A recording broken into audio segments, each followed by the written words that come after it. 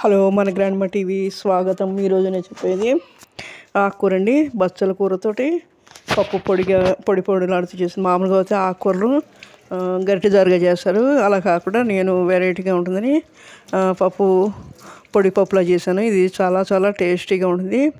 దానికి కాంబినేషను మామిడి అల్లంతో ముక్కలండి నంచుకోవడానికి. దీనికి చాలా చాలా బాగుంటాయి. ముందుగా బచ్చల కూర శుభ్రంగా ఒక కట్ట 20 రూపాయల కట్ట తీసుకున్నాను. దాన్ని శుభ్రంగా కడిగి సన్నగా తరిగి ఉంచుకోవాలి.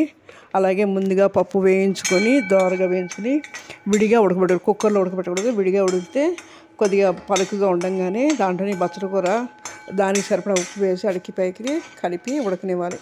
ఇది ఉడికి దగ్గర పడుతున్నప్పుడు నూనె వేసుకుని దాంట్లోనే ఎండుమిర్చి, ఆవాలు, జీలకర్ర, శనగపప్పు, చాయ్ మిరపప్పు వేసి పోపు వేయించి దాంట్లోనే కలుపుకొని ఒక బౌల్లో తీసుకోవాలి.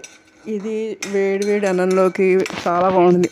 ఇప్పుడు పచ్చిపప్పు పోతే అరగదు అని పిల్లలకి భయం వేస్తుంది. కానీ ఇది వేయించడం వలన టేస్ట్ చాలా బాగుంటుంది, కమ్మగా ఉంటుంది. అసలు నీరు తింటే చిన్నపిల్లల నుంచి పెద్దవాళ్ళ వరకు చాలా లైక్ చేస్తారు. ఇది చాలా చాలా బాగుంటుంది.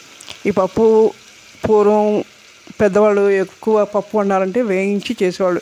ఇప్పుడంటే కుక్కర్లో వచ్చి అందరూ మామూలుగా వండేస్తున్నారు. కానీ వేయించి పప్పు చాలా మంచిది.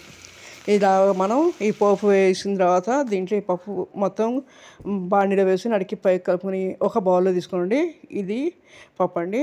అలాగే ముందు రోజు మనం మామిడి అల్లం ఉంటే అది ఒక 100 గ్రాములు తీసుకున్నాను. ఒక అర్ధజను నిమ్మకాయలు 5-6 నిమ్మకాయలు, ఒక 5-6 పచ్చిమిరపకాయలు తీసుకునండి.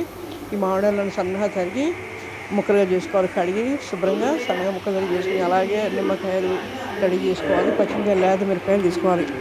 మనం టేస్ట్ సరిపడా ఉప్పు, పసుపు వేసుకుని దాంట్లోనే మనం నిమ్మరసాన్ని పిండుకోవాలి.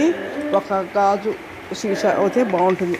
తడిగిన సీసాలో ఈ నిమ్మరసాన్ని పిండేసుకుని దాంట్లోనే మనం రెడీగా ఉంచుకున్న సన్నగా తరిగి ఉంచుకున్న మామిడి ముక్కలు, పచ్చిమిరపకాయలు దాంట్లోనే వేసి బాగా అడిగి పైకి కలిపి ఉంచుకోవాలి.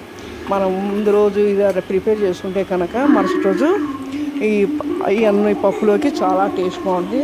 లేదంటే మనకి నచ్చిన చట్నీ తినచ్చు. ఇది వెరైటీ అని చెప్పి నేను దీంట్లో వీడియో పెట్టానండి. ఇది చూడండి, టేస్ట్ చేయండి, లైక్ చేయండి. మీరు ఎలా ఉందో కామెంట్ చేయండి. ఇది చాలా వెరైటీగా ఉంది. ఇదివరకు పూర్వం మా పిల్లలకి మా అమ్మగారు చేసేవారు. చాలా చాలా లైక్ చేసేవారు. అసలు మొత్తం అన్నం అంతా దాంతో తిండి అంత ఇదిగా ఉంటుందండి. టేస్ట్ కూడా చాలా బాగుంటుంది. పప్పు కూడా ఆకుకూర పప్పు చాలా మంచిది కదా. పిల్లలు విడిగా ఆకుకూరలు తింటారు. అలాంటప్పుడు ఈ టైప్ చేస్తే బాగుంటుంది. ఎప్పుడు గరిటె జారుగా కాకుండా ఈ టైప్ చేస్తే చాలా వస్తుంది. ఇది కూడా ఈ మామిడి కూడా చాలా టేస్ట్ బాగుంటుంది. పుల్లగా మిరపకాయలు కూడా కొరుక్కుని తినచ్చు. అల్లం కూడా తినచ్చు. ఏది కూడా వేస్ట్ అవ్వదు. మొత్తం ఆ పప్పుతో మొత్తం అన్నీ ఇలా తినచ్చండి. చాలా చాలా బాగుంటుంది. మీరు కనుక ఒకసారి ట్రై చేయండి, షేర్ చేయండి, లైక్ చేయండి, సబ్స్క్రైబ్ చేయండి. ఎలా ఉంది